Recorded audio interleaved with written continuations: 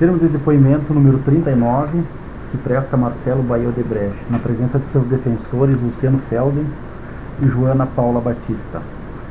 Marcelo, eu indago se estes são os teus defensores e ainda se tu estás aqui de forma voluntária e espontânea para contribuir com o Ministério Público Federal para a instrução do procedimento de colaboração premiada celebrado com base na Lei 12.850 de 2013. Indago ainda se está ciente de que os efeitos da colaboração celebrada dependem do conteúdo dos teus depoimentos e ainda dos meios de prova que forem pela tua defesa apresentada. Somos defensores, estou aqui espontaneamente. Marcelo, eu vou pedir para te falares, primeiro confirmar o conteúdo e depois explicar o anexo 16, pagamentos a pedido do assessor de Dilma Rousseff, por favor. Confirmo o anexo.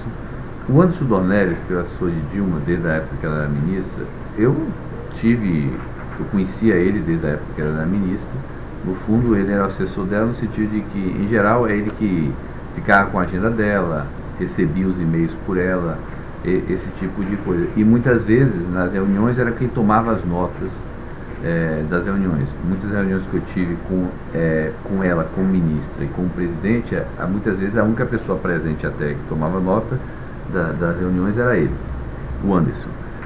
Bom, eu já conhecia o Anderson há algum tempo, inclusive em alguns momentos, eu até, na época, eu não estava lembrando, mas depois o pessoal me mostrou e eu lembrei, teve alguns pedidos que na verdade eram até conduzidos internamente, de pedidos, por exemplo, ele ia para, chegava na véspera, que não é incomum também outras pessoas fazerem, mas chegava na véspera do carnaval, ele não conseguia às vezes camarote ou passagem, essa pessoal, e aí ou pedia no Rio ou Salvador. Era um inferno na véspera de carnaval no Rio Salvador, porque pessoas não se preocupavam na hora, chegavam 2 semanas antes, tanto que a gente já pré-reservava alguns camarotes, bloqueava alguns lugares, porque a gente já sabia que vinha pedido de tudo que é natureza. E esse tipo de pedido a gente atendia, tá? Nunca o cara liga, o cara tem uma certa influência, tem uma certa posição em qualquer lugar, seja privado, seja público, você atende. Bom, esse tipo de coisa sempre houve. Talvez tenha tido umas 3 ou 4 carnavais que ele fez isso. Nós estamos falando aí de que eu conhecia ele desde 2002, 2003, 2004. Então talvez uns 3 ou 4 carnavais ele tenha pedido isso. Não está falando. Não, porque... Então, ele pediu isso durante mais ou menos 3 ou 4 anos. Mas o relevante foi assim, tinha algum momento, eu já conheci ele há tempo, eu nunca, fora essa questão dos carnavais que ele pedia, e eu cedia na época, eu nunca tinha pedido nada a ele, nunca tinha oferecido nada a ele nunca tinha pedido nada a mim. Ele veio com esse pedido, e segundo ele, para ajudar um amigo dele. Então, você precisa ajudar um amigo, ele está num cargo que o salário não é relevante, mas tá bom. Então, é aquela história, você não sabe se é para ajudar um amigo ou o amigo depois vai ajudar ele. Esse tipo de conversa você procura nem saber. Aí é complicado dizer não, eu não tirei oferecido, mas é complicado dizer não. Por quê? Não é que eu pedisse nada a ele, e eu não pedi nada a ele por conta disso, mas ele era quem eu mandava várias notas para ele, vários e-mails. Imagina o seguinte, se eu tivesse um cara que não fizesse pedido para mim e eu não atendesse, daqui para frente, quantos dos meus e-mails não iam ser bloqueados por ele? Porque aí eu até botei a quantidade, por exemplo, saía um negócio no jornal no sábado, onde eu me lembro bem que teve uma época que saiu um negócio na Folha, onde saiu uma nota que meu pai tinha falado mal de Dilma num casamento. Aí eu já mando um e-mail para ele, avisa, presidente, que isso não ocorreu, tá. Pô, se eu não tivesse atendido o meu pedido, esse e-mail nunca teria chegado. Essa coisa a gente nunca sabe, então atende. Então atendi o pedido, e como basicamente, eu apresentei ele, a Cláudio, numa reunião no escritório de Brasília. Nessa reunião estava esse amigo dele, que era o Fábio Veras, entendeu? E aí pronto, depois eu apresentei e disse, eu falei, Cláudio, veja lá, veja com o Fábio, E eu acho que o Cláudio conversou sobre e acertou o valor com o Fábio. Eu não sei se o Cláudio acertou com o Anderson, acho que ele acertou com o Fábio.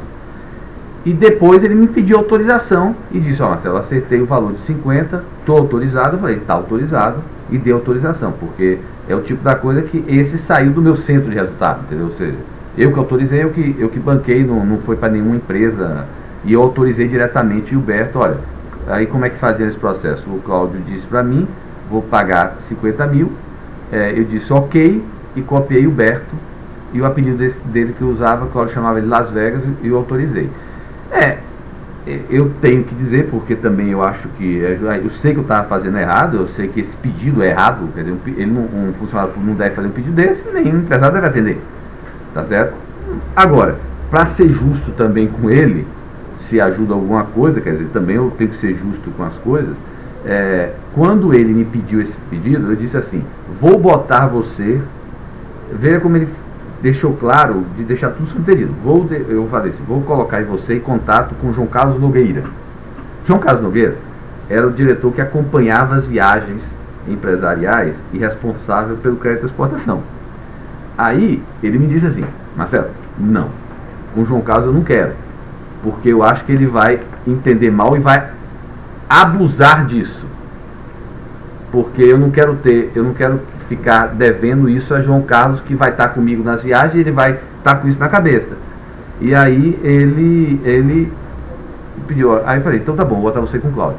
É por isso a razão porque pode ser estranho, porque Cláudio Melo e não João Carlos, que tinha isso. Então, porque a curiosidade é a seguinte, a maior parte da relação do Anderson era com o João Carlos. João Carlos, eu obviamente, internamente, eu não ia mentir, eu comentei com o João Carlos que tinha esse apoio ao amigo de Anderson. Mas eu disse, João Carlos, você não comente com o Anderson que você sabe do apoio, porque ele não quer que você saiba do apoio, porque ele não quer que você demonstre que você está se utilizando disso para, nas viagens, poder passar alguma coisa. Porque, por exemplo, tá a viagem lá, João Carlos, aí eu mandava uma nota, e aí ele ficou com medo do João Carlos, talvez, abusar desse conhecimento para conseguir as coisas. Então, mas, de fato, é isso aí. Quando que começou esse pagamento? Ou melhor, quando houve essa solicitação? Ela já era presidenta. Está no primeiro mandato, por volta de 2011. Tem um registro, porque tem lá o meu e-mail autorizando o pagamento acertado, mas foi no início do mandato dela. Durou até quando?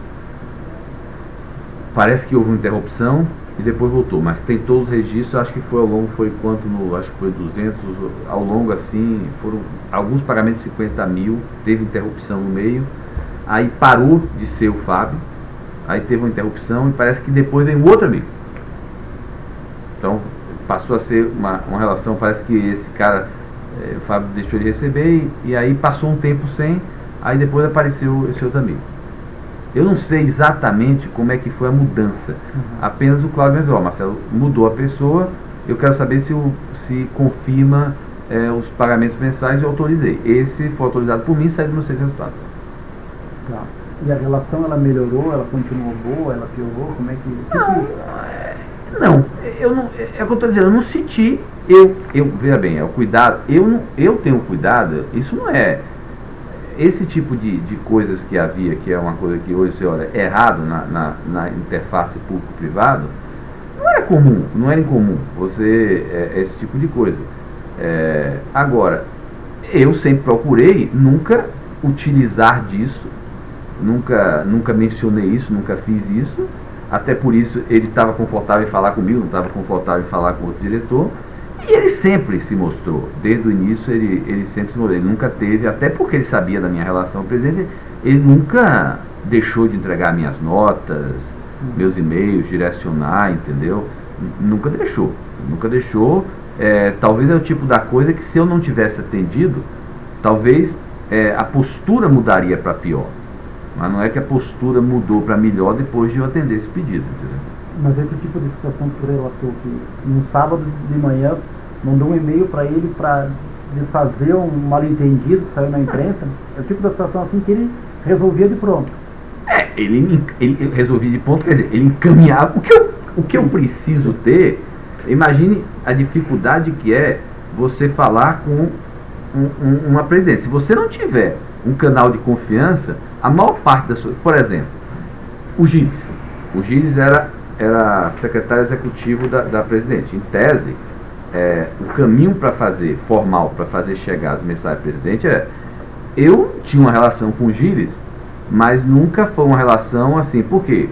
Como é que é a questão do ânimo? Muitas vezes você está em viagem presidencial, está lá o presidente falando ou está lá se comunicando. E esses assessores, eles ficavam de lado. Então, muitas vezes você está num negócio desse, você começa a conversar com a pessoa. E foi assim que a minha relação começa, porque está lá, o presidente está dando entrevista, está falando isso, eu estou aqui do lado conversando com a pessoa, parte da comitiva. O Gilles, por exemplo, nunca estava nessas viagens. Então, eu tinha uma relação com o Gilles mais formal. Então, muitas vezes, por exemplo, como eu tinha essa relação com ele, o que é que eu tinha combinado com ele? Quando eu sabia que, às vezes, o Gilles podia ficar ofendido de eu não mandar um e-mail para ele, eu mandava um e-mail para o Gilles com cópia para ele. E eu dizia, ó, eu estou mandando com cópia, vê se você... Então, por exemplo, eu não ligava para o Gilles para saber se ele recebeu, mas eu sabia que se... Aí eu pedia, como você recebeu cópia, você, entre aspas, eu mandei para ele com cópia para você tem legitimidade, já que você que está direto com ela, para entregar. Então, esse tipo de coisa. Mas, na verdade, a relação que eu construí com ele foi muito nessas conversas, nessas viagens, que você vai conversando com a pessoa, vai construindo a relação, entendeu? E os pagamentos foram de 2013 e 2014. Só verificou agora. Aqui nessa linha, parece que temos e-mails aqui, foi uma confirmação, né, se o e-mail teria chegado à presidenta ou então na época ministra também. Era isso. De fato tinha uma confirmação que sim, dele que teria repassado. Isso, na verdade, o que eu precisava ter segurança é que o e-mail chegava lá. Então, uma coisa que sempre houve nossa preocupação foi o seguinte: todo presidente, a gente sempre procurou identificar alguém que a gente tivesse segurança de que uma nota era entregue, porque às vezes está para esclarecer a coisa, porque o maior problema às vezes é comunicação, você só quer se comunicar. Ele não tinha autorização para resolver nada. Se um dia ele se posicionasse a nosso favor, ele se queimava, mas eu precisava ter a segurança que eu tinha uma pessoa que quando eu mandasse uma coisa para presidente, e eram várias, ia chegar na mão dela. Era esse. E aí, ele nunca pediu nada, fora essa questão dos carnavais. E em um determinado momento ele pediu. A partir do momento que ele pede, eu digo o seguinte: eu não tenho como negar uma coisa dessa. Se eu não atendesse, eu vai saber se a relação vai mudar ou não. Pode ser que não, mas pode ser que sim. E uma última questão, o valor foi pedido por ele ou foi sugerido? Não, o valor, ele nunca mencionou o valor para mim. O valor, não sei se foi acertado entre ele e Cláudio, porque eu apresentei ele e a Cláudio junto com o tal do Fábio, mas o que eu entendi do Cláudio foi que ele fechou o valor com o amigo, e aí me falou do valor e eu autorizei. Os senhores têm alguma pressa? Então, dou por isso. Ele falou. Dou por encerrado o depoimento.